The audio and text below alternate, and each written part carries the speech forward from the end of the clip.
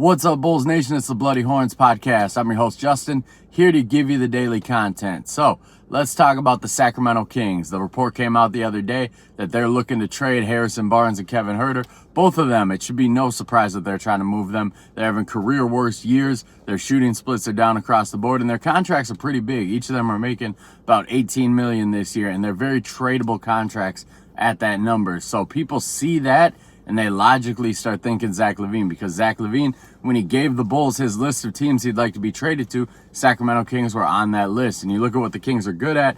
They're good at shooting. They're good at scoring. They're good at pushing the pace. All things that you think Zach LaVine would fit into. But I think DeMar DeRozan might make a little bit more sense for them. I don't want to trade DeMar DeRozan. If you guys have been following me, you know I love DeMar. He's been my favorite player since before he joined the Bulls. He's one of my favorite Bulls of all time. I really respect what he's brought to this franchise, making us relevant again. I don't want to trade him, but you got to be logical here. The more time passes, there's no extension signed. He's a free agent this offseason. Now, they might be trying to do what they did with Vooch in the offseason and roll into the offseason, get the contract done then. But DeMar DeRozan is going to have a lot more interest on the open market than Vooch did this past offseason. So that's a far riskier gamble to take. So when you watch the Sacramento Kings too, somebody like DeMar DeRozan makes a little bit more sense for them. The problem with the Kings that I've noticed, and this is dating back to the playoffs last year against the Warriors, some close games this year, is in the fourth quarter, their offense kind of gets bogged down. They need a closer. That's DeMar DeRozan. DeMar DeRozan is the king of the fourth. He's a great closer to have. I think he could fit in pretty seamlessly with what they're doing. We've already seen him these last 20 games or so take a back seat in Chicago, do a little bit more facilitating. If he's playing with De'Aaron Fox, he's playing with Sabonis. You see DeMar, he has a pretty good two-man game with Vooch. Imagine that two-man game with Sabonis, who's obviously a much better player than Vooch. So DeMar DeRozan might make a little bit more sense for the Sacramento Kings. And the trade wouldn't be too hard. You know, Zach LaVine's trade is always going to be hard because of his big salary. DeMar DeRozan, that trade might not be so hard. He's making 28 this year. So I was looking at the Kings' contracts. They could easily do Harrison Barnes, Trey Lyles, and Davion Mitchell.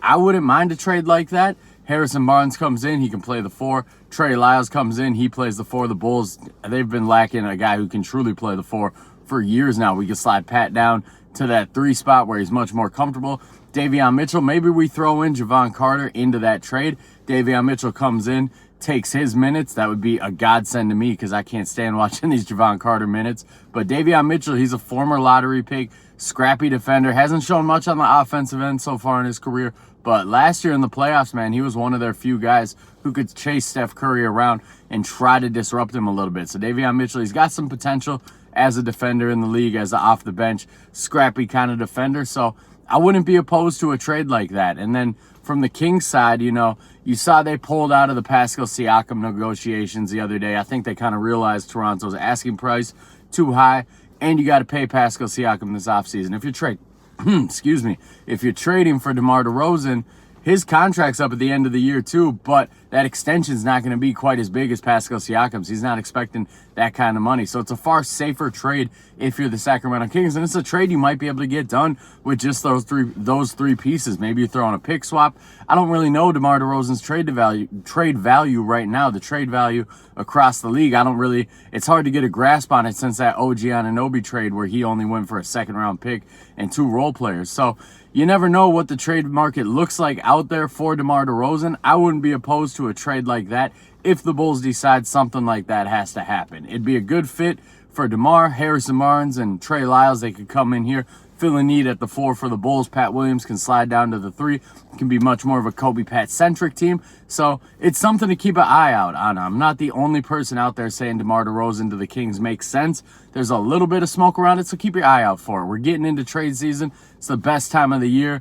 As an NBA fan, all the rumors, you know, it's a lot of fun. So just keep your eye on it. Keep your eye on it. So, if you haven't checked out the podcast that dropped yesterday, it was Alex Caruso for Jonathan Kuminga straight up.